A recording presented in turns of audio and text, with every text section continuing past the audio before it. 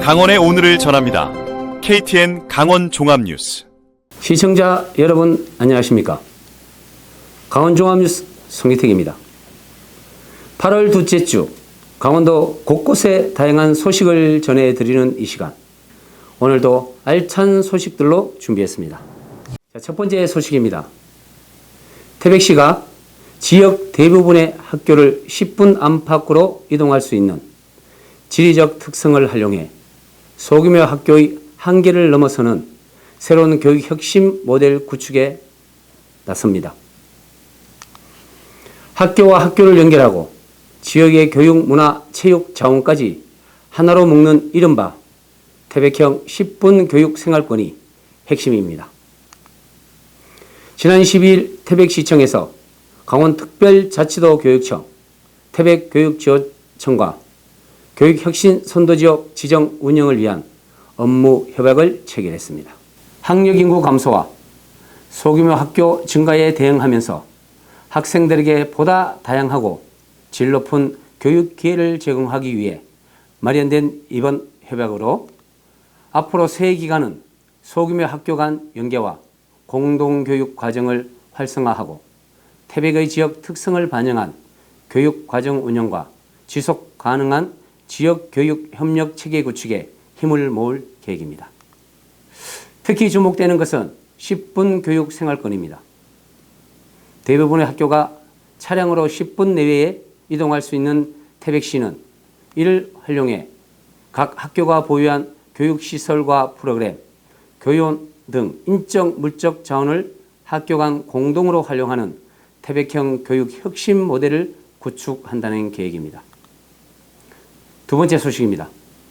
총 사업비 425억 규모의 태백시 순직산업점사 위령탑 성역화 사업을 둘러싸고 기존 유가족과 태백시의 갈등이 이어지고 있습니다. 유가족협의회는 지난 2018년 위령탑 체험 공간과 주차장 확장을 건의하면서 사업이 시작됐지만 이후 추진 과정에서 유가족 의견이 충분히 반영되지 않았다고 주장하고 있습니다. 반면 태백시는 기존 순직산업전사와 진폐희생사의 위패를 하나로 통합하는 사업은 아니라는 입장입니다. 시가 마련한 최종안은 진폐위령각과 순직산업전사 위패안치소를 각각 별도의 위치에 신축하고 공동시설 역시 각각 한 개층씩 독립적으로 사용하는 방식입니다. 위령제는 광보의 날을 중심으로 통합하는 것을 기본 방향으로 하되 유가족과 관련 단체의 의견을 수렴해 지속적으로 협의한다는 방침입니다. 갈등은 유가족협의회가 사용하고 있는 관리 사무실 문제로도 이어지고 있습니다. 해당 공유재산의 사용 허가는 지난 6월 30일 종료됐습니다. 태백시는 이후 사무실 반환과 원산 회복을 요청했으며 지난 10일 다시 오는 21일까지 반환해 줄 것을 통보했습니다. 반환이 이루어지지 않을 경우 사전 통지와 의견 제출을 거쳐 병상금 부과 등 관련 행정 절차를 진행할 방침입니다. 태백시는 그동안 유가족 측에 충분한 협의 기간을 제공하고 대체 장소까지 마련해 원만한 해결을 위해 노력해 왔다는 입장입니다. 세 번째 소식입니다. 강릉 영동대학교와 국토교통부 지정 드론 전문 교육기관인 GT드론 콘텐츠 팩토리가 태백 지역 드론 전문 인재 양성에 나섰습니다. 양 기관은 지난 11일 태백시 평생학습관에서 드론 국가 자격증 일종 교육 업무 협약을 체결했습니다. 이번 협약은 GT드론 콘텐츠 팩토리가 교육을 맡아 오는 9월부터 10월까지 8주간 8명 대상으로 드론 국가 자격 일종 취득 과정을 운영합니다. 교육 대상은 태백시에 거주하는 만 24세 이상 65세 미만 시민으로 총 8명을 선발해 교육비는 전액을 무료로 지원합니다. 주중반과 주말반 각각 4명씩 소수 정예로 운영되며 국가 자격을 취득을 위한 이론과 실기비행 교육이 진행됩니다. 특히 자격증 취득에 그치지 않고 농업과 항공방재, 산림관리, 재난안전, 항공 촬영과 드론 매핑 등 실제 산업 현장에서 사용할 수 있는 실무 교육으로 확대할 계획입니다. 자, 다음은 매봉산 청상의 숲 이용객이 급증했다는 소식입니다. 해발 1000m 이상 청정 고산지대에 자리한 매봉산 천상의 숲이 산림치유와 휴양 명소로 인기를 끌고 있습니다. 강원특별자치도 산림과학연구원에 따르면 올해 8월 현재 천상의 숲 누적 이용객은 7,300여 명으로 지난해 같은 기간 2,682명보다 172% 증가했습니다. 천상의 숲은 숲속 야영장과 치유의 숲을 갖추고 캠핑과 숙박은 물론 숲 해설과 산림치유, 자연물 공예 등 다양한 산림복지 프로그램을 운영하고 있습니다. 특히 지난 6월 10일부터 본격 운영한 산림치유 프로그램이 이용객 증가를 이끌고 있습니다. 숲길 오감 체험을 비롯해 명상과 아로마 테라피, 편백 조교, 차담 등 이용객 특성에 맞춘 다양한 체험을 제공하고 있습니다. 강원특별자치도 산림과학연구원은 앞으로 천상의 숲만의 차별화된 산림복지 프로그램을 확대해 전국을 대표하는 산림치유 명소로 육성하고 폐광지역 관광 활성화에도 기여한다는 계획입니다. 6번째 소식입니다. 독립운동가이자 대한민국 근대서화 예술의 거장인 차강 박기전 선생의 독립정신과 예술세계를 조명하는 특별 전시가 평창 봉평에서 열립니다. 올해로 4번째로 맞는 K문화예술의 거장 차강 박기정 작품전은 오늘 9월 5일부터 30일까지 평창군 봉평면 별빛마루 전시장에서 개최됩니다. 차강 박기정 선생이 남긴 작품과 함께 독립운동가이자 예술가로 살아온 삶을 조명하고 선생의 예술혼과 애국 정신을 다음 세대에 알리고 차강 박기전 선생의 작품뿐만 아니라 청강과 하강 선생의 작품도 함께 선보일 예정으로 평창을 넘어 대한민국을 대표하는 역사, 문화예술 콘텐츠로 발전시켜 나갈 계획입니다.